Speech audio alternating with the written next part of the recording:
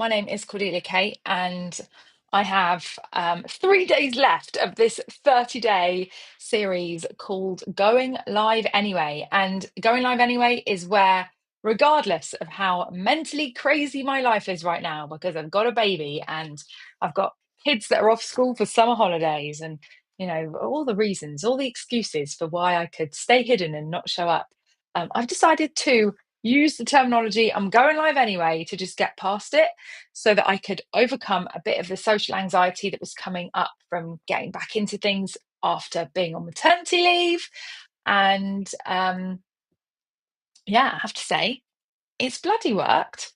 The social anxiety's gone. I'm now in the swing of things. I don't feel like I need this Going Live Anyway series anymore to help me do that, which is great. But I want to round it off and get to 30 so that I've completed it. And then I want to decide, what am I going to do with these moving forwards? Like, what's going to be the plan? Because things are busy, things are crazy. We've got loads of stuff going on behind the scenes, and there's lots of new projects coming up and lots of filming that I'm doing. And yeah, so anyway, I haven't decided, but just wanted to say that first and foremost, this is the first of the final three of the 30 consecutive lives that I committed to doing, and I'm going to get to 30, even though I'm like, I don't need to do them anymore. I'm over it. I've got the social anxiety's been kicked. It's fine. I'm good. I'm going live anyway because I've said I'm going to do 30, and I'm going to do 30. So there we go. I can see Jason's here. What's up, Cords? What's up, Jason? How you doing?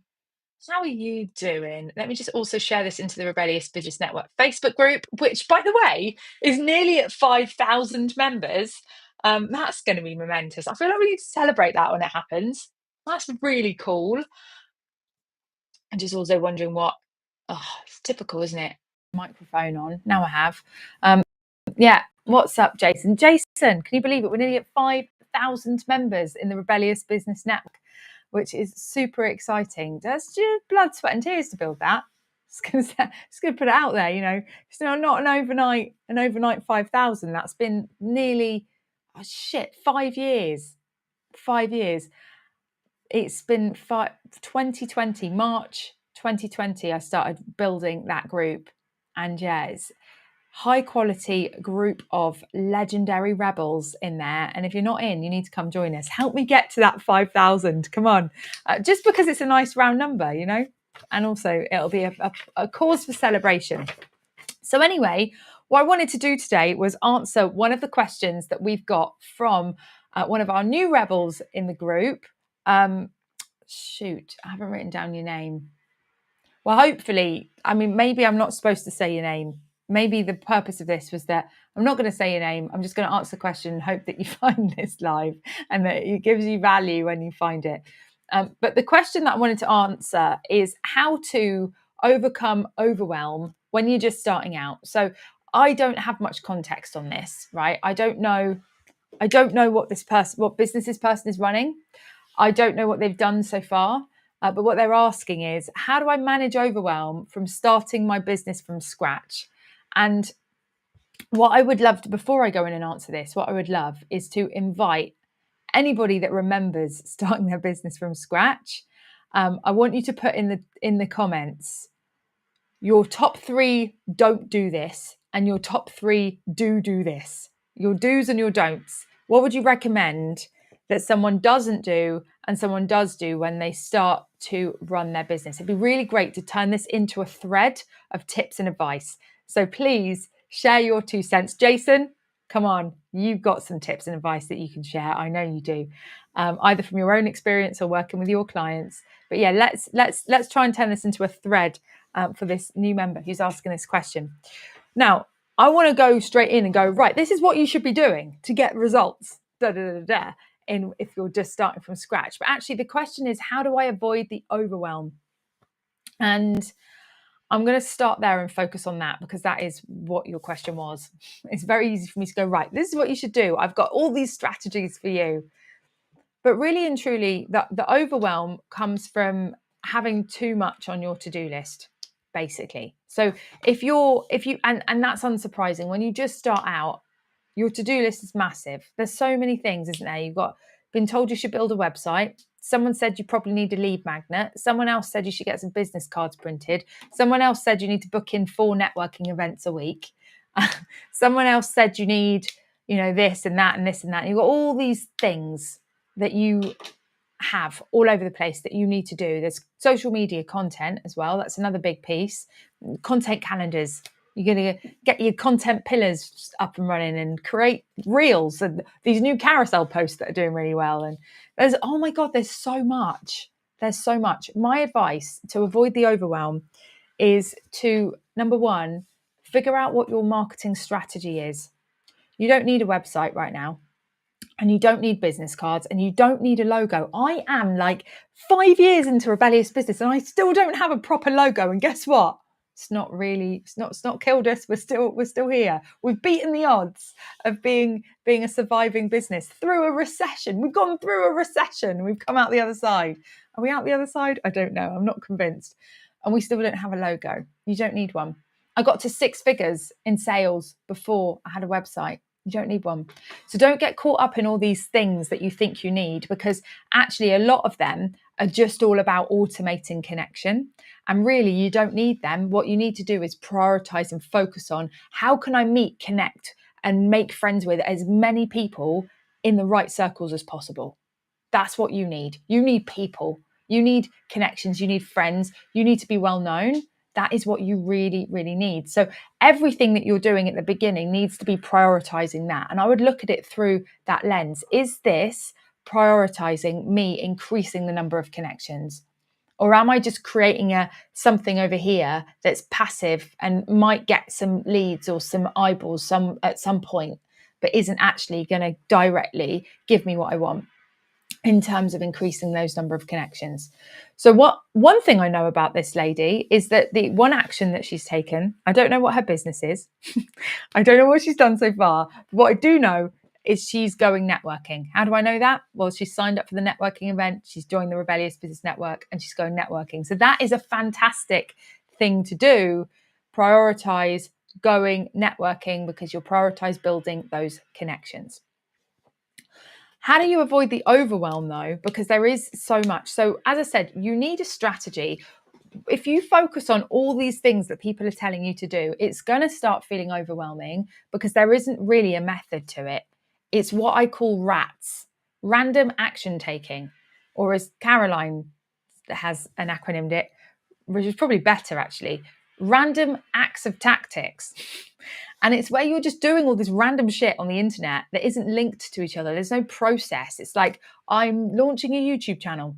I'm creating a LinkedIn newsletter. I'm putting content out on social media. I'm going to networking events. But none of them form this linear process where you are, putting effort in over here and getting output in over there. So you want to create this strategic process that's like, okay, well, if I put this content out, then that's going to promote this lead magnet, which is going to get people onto my email list where I'm going to have these conversations and offer this product. That's basically a funnel, but it's a linear process that means that the effort that you're putting out on social media is feeding into the next step and the next step and the next step, and it all just kind of makes sense. Rats, when you've got these random actions, it's fueled by shiny object syndrome. Someone will say, you've got to start doing this special type of reel on Instagram that answers a emotional question and gets people sharing it so that it goes viral. Ask yourself, yeah, but that's all very well. I could take that bit of advice and I could implement it. But is it going to actually feed the fuel tanks of my business? Where does it fit in my process? So that's one thing, having a strategy and having a process and knowing what that is, because then you get to just put your blinkers on and ignore all those other shiny objects and focus on your process, and everything else falls outside of that and you don't do it. Or if you do it, you're just doing it to test it, but it's not being prioritized over the key process that you've got. Yeah. The other thing is that you want to so prioritize connection, and then also be brain dumping. Like, you're going to have so many ideas every single day because you're passionate, you're new, you're fresh faced. This is a new exciting project. I promise you the list of ideas never gets shorter. Jason, He's just dropped some tips in the chat. I'm going to read them in a minute. But Jason, let me know if you're still watching. Has your list of ideas got shorter from when you started to now? Like, is your list of ideas still as long as your legs? Because my list of ideas never gets shorter. There's so much that I could do, that I want to do, that I have all these ideas. I have ideas whilst I'm driving, whilst I'm in the shower, whilst I'm sleeping, have ideas left, right, and center. If I implemented all of them, it would be so flipping mentally overwhelming. So you want to brain dump, because you also don't want to hold them in your head. You want to get all these ideas down on a piece of paper in a long list. And then you want to basically go through and highlight your top 3 priorities, the top 3 things that are going to actually move the needle on your business right now. And I promise you, they're not getting business cards printed or building a website or doing anything that's passive, like even content creation. It's just not priority. The biggest priority is meeting, connecting with people and becoming known for what it is that you do. Jason says, list of ideas never gets shorter. Yeah, absolutely, it doesn't. Right, let's see what Jason's tips are. So Jason has said, do's. 1, get out there and speak with as many people as possible who have trodden the same path as you. Basically, get at least one mentor. Yeah, I love that. I think there's 3 communities you need around yourself. There's a community in terms of like, you need peers. You really need peers. That is a very powerful community because that's going to give you shortcuts and tips and ideas and advice. And it's just people that understand how hard this journey is as well. So that's one thing. Another thing is the next community that you need is a community for your leads. Reason being, you want to be making friends and creating connections with your leads. You don't want them to just be a list of names that of people that you've never met before. You want to create a real vibe with those people because they're the people that are going to be coming in and working with you. And then you also want community with your clients because you want to create this amazing vibe that keeps them coming back. So yeah, you need peers around you, 100%. Next thing, choose a freaking niche and crush it. The more focused you are on either a specific niche or deliverable, the more people will talk about you for that. Brilliant. I love that. Focus on money-making activities. Branding is important, but your bank manager will not forgive you for missing your mortgage because you didn't make sales, because you aren't on a mission to create the perfect branding and logo. I agree. Like, meet with people, connect with people, get them knowing what it is that you do. And I've got a couple of things here, which is number 1, building connections. That is your most important thing right now. Spreading the word, like making sure people know what you do and they know what you're about because you're having all these conversations. Your first clients aren't going to be from anywhere else than your existing network. Like, they're going to be friends or they're going to be people that you've met and you've had great conversations with in another part of your life. Like, it's very rare that the first people you work with came in via your blog or your SEO. Like, it doesn't work like that. You convert your friends or the people around you in your existing network first. So what that means is that when you get out there and you start getting the word out about what you're doing, you want to use your personal social media accounts. You want to be building connections with people that are on your personal profile and people that you've met in previous walks of life, because even if they don't need what you do right now, they might know someone that does. So if they at least know about you and what you're doing, then they're going to be able to spread the word for you. Let's take Amos, my husband, right? He's building a personal training business and he's sharing it everywhere. And there are friends of his that know now that he is becoming a personal trainer. And what that means is that, okay, maybe there are some of those friends that might need his service, but most of them don't. Most of them won't reach out and say, can you help me? But because he's being very present and he's showing up and he's getting loud, what that does is it enables him to get the word out about what he does in front of a lot of people on a regular basis, and those people will then refer their friends to him when they hear a friend saying, oh, I need a personal trainer. Oh, you need to go speak to Amos. You need to go speak to Amos.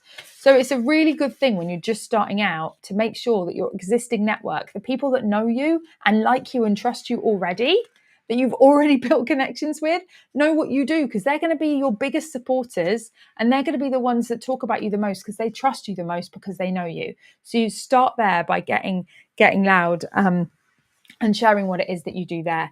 Number 2, prioritize building connections. Number 3, bring the value and offer support calls. So you've just joined the Rebellious Business Network, right? Best thing that you can do is just show up and be as helpful as possible. If your niche is specific and you can answer questions that a lot of people in that group have about your niche, then do it. Like, comment on people's posts, show up to live events, be as helpful as you can, put your content in the group that is about showing up and being helpful. And all of that is aimed at building connections and making friends, because the more you give to people in terms of value and support, the more people are going to feel like, oh, she's a good egg. She's a good egg. I like her. She's a good egg. That was really helpful. And you're going to create this great relationship with your audience. But that's all very well. And the most important thing you need to do off the back of all of that, building connections, is the most important thing, but it's only going to work if you do this next thing, and that is ask for the sale. You need to offer your product to people. You need to ask for the sale. And let's say that you're jumping on calls with a lot of people, and you're showing up to support, and you're putting lots of content out there. You also need the odd promotional offer that you put out that says, I have something to buy, would you like to buy it? Or you're jumping on calls with people and you're going, look, I hope at least this call has helped you in giving you some value in understanding how this works, blah, blah, blah. But I would love to share with you how I feel I could support you for the next 3 months and how I could work with you to fix this problem. Like, are you open to hearing what that would look like? And then you walk them through what working with you looks like. Ask for the sale, like, offer your products. Don't forget that you're actually running a business. Don't overconnect and undersell, if that makes sense. We want that balance. But yeah, so I hope that helps and doesn't add to the overwhelm. Big congrats for launching your business. It's a very amazing journey to be on. And I hope that you have the most successful time ahead with your new business. And I'm wishing you all the best of luck with it. And yeah, just prioritize connection. Everything in marketing is automating connection. So you want to do the one thing that isn't automating connection, and that is speaking to people as much as you possibly can. Make friends with as many people as you can. Get known for what it is that you do. That is going to be how you find your first clients. Just doing that. And then everything else comes second. Creating content, having all of this marketing stuff on social media that is then taking that connection piece and turning into sort of a passive thing that's going to continue connecting with people in the background. You still need to be in the foreground, connecting face to face. And yeah, there we go. So I will be back at some point for the next episode of Going Live anyway. And I hope that was helpful to someone somewhere. Thank you for your contributions, Jason. No worries. I hope your meeting goes well. And yeah, have a wonderful day, guys. I'll speak to you soon.